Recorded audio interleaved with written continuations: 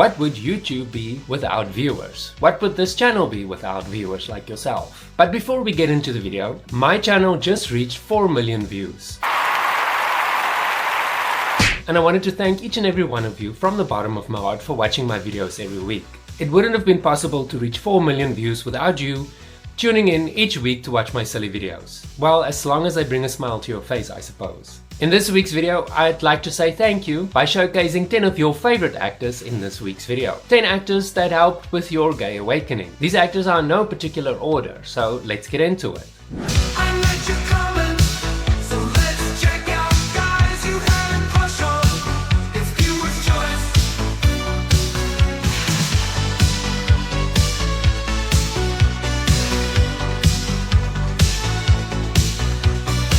Emilio Estevez rose to prominence during the 1980s for being a member of the Brat Pack and was often credited as being the leader of the group of young actors, which consisted of Demi Moore, Emilio Estevez, Rob Lowe, and Judd Nelson. Are you really gonna kill Billy the Kid? There's a horse where she pleases. Is that the gun you're gonna shoot him down with? Can I touch him?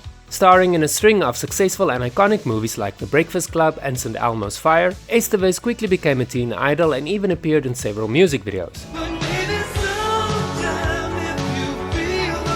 Fans of Emilio Estevez got together over weekends for movie marathons, renting VHS videos of his movies for a full-out Estevez Festivez? Is that the word? Emilio Estevez movie marathon. My first Estevez. And we're not stopping at his on-camera work either. Estevez made his directorial debut in 1986 with the movie Wisdom, which made him the youngest person at the time to write, direct, and star in a single major motion picture. How do you think you're going to handle your success when it comes to you? Is it going to be easy for you?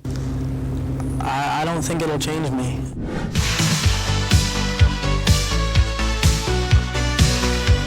Seeing that Chris Pine started his acting career in 2003 in an episode of ER, which was about 21 years ago, I guess he's been in the acting business long enough to be featured on a channel about vintage movies and actors. Do people really sing in the shower? It's the acoustics, right?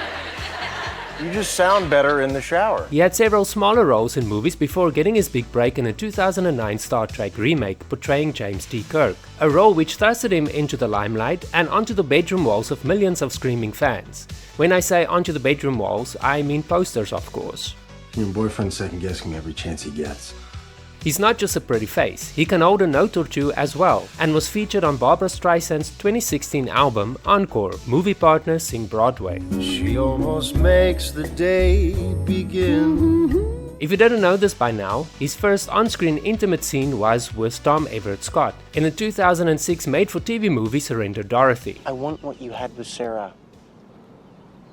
Right for me.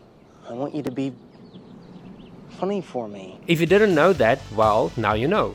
So subscribe and you'll get many more tidbits like this. It's been great, but I'll be fine without it.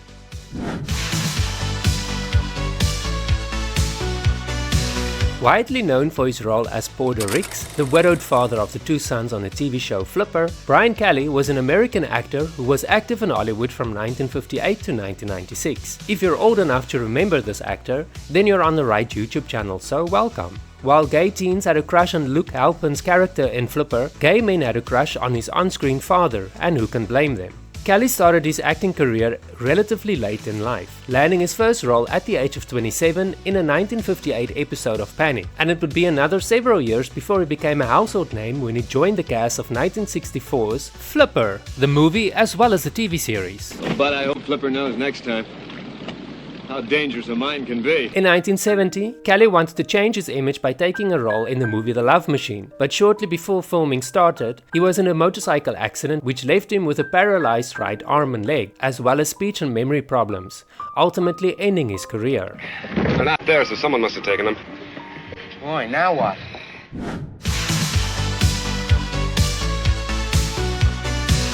Dean Butler is best known for his portrayal of Almanzo Wilder on the TV show Little House on the Prairie, which aired for 9 seasons between 1974 and 1983. Butler joined the cast of the show in the 6th season in 1979. The show was loosely based on Laura Wilder's best-selling series of Little House books, with Butler portraying her husband in the series. The show was well received by critics and viewers for its 1800 setting, themes and storytelling, and was the third highest rated show when it premiered in 1974. Do you remember the show? Did you watch it? Did you have a crush on Dean Butler's character? Or was there somebody else in the series you had a crush on?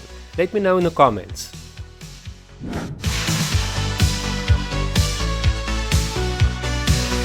If you were born in the 60s or 70s, your daddy issues probably started with Gerald McRaney, who starred in the award-winning 1989 TV series Major Dad. That's an M60 tank. We got those at work. Want Sophie? Might be a little bit of an unfair advantage. Gerald McRaney as Major Dad, coming Mondays this fall. He made his acting debut with a lead in the 1969 low-budget slasher Night of the Bloody Horror, and made appearances in movies and TV shows in the years that followed, even auditioning for the role of Luke Duke on Dukes of Hazzard in 1979, but the role went to Tom Wopat.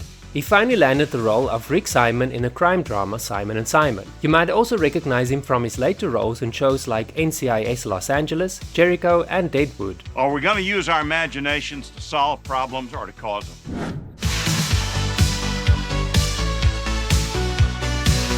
Viewer Jalsner5077 gave a lot of suggestions in one comment, so I just closed my eyes and picked one. Ken Wahl was one of the hottest new actors of the 1980s when he had the lead role in the TV series Wise Guy, but this once promising actor has not been seen on TV for years. So what made this promising actor disappear from the spotlight? Wahl, who has always been elusive about his personal life, landed the lead role in the crime drama Wise Guy, which aired for 4 seasons between 1987 and 1990. The show was a rating success and made him an overnight star and an 80s heartthrob. But when the series ended, audiences got to see less and less of him. Turns out his life got complicated in 1992 when he suffered a broken neck and severe spinal column injury. Seeing that he was in the news a few years earlier for a motorcycle accident, he initially claimed that it was the result of a motorcycle accident, but later admitted that he fell down a flight of stairs while visiting Joan Child and Rodney Dangerfield.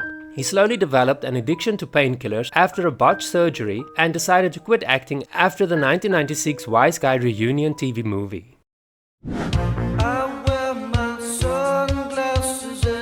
If there's one person to blame for people who wear sunglasses at night, then it's gotta be Corey Hart. Released as the first single from his 1983 debut album, the song catapulted Hart into the spotlight and he became not only a pop sensation but a teen heartthrob of the 1980s as well. The album went platinum in the United States and quadruple platinum in Canada, and got Hart nominated for a Grammy Award for Best New Artist. He was the new It Boy and was even considered for the role of Marty McFly in 1984's Back to the Future. When he received the script, Hart politely declined, stating that he wasn't much of an actor and would rather concentrate on his music career. His decision not to take the role of Marty McFly might seem like a stupid one to some, as he could have easily made the switch to movies. But in the end, the decision paid off and he became one of only a handful of Canadian artists whose albums have reached diamond status.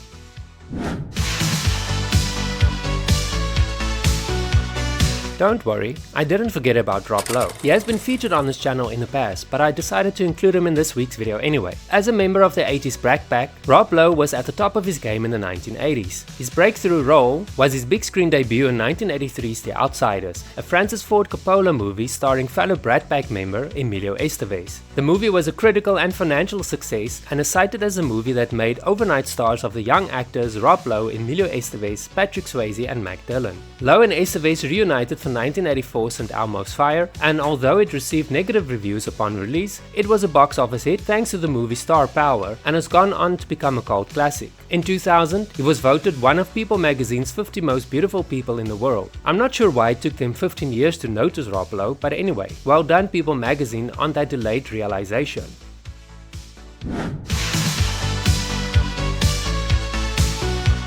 Although this list is in no particular order, I feel it's only fitting that Dean Winters be at the #1 spot on this week's list. Most viewers will remember him from his role as Ryan O'Reilly on the HBO prison drama Oz, but he started his acting career with a small role on Homicide: Life on the Street, followed by a small role in the 1997 Mel Gibson thriller Conspiracy Theory. His first sizable role was when he starred in the 1999 romantic comedy Undercover Angel with Yasmin Bleeth from Baywatch fame. He attended middle school with future actors Matt and Kevin Dillon and worked as a barman in Manhattan before making the switch to acting in the mid-90s. And we're thankful he made that switch.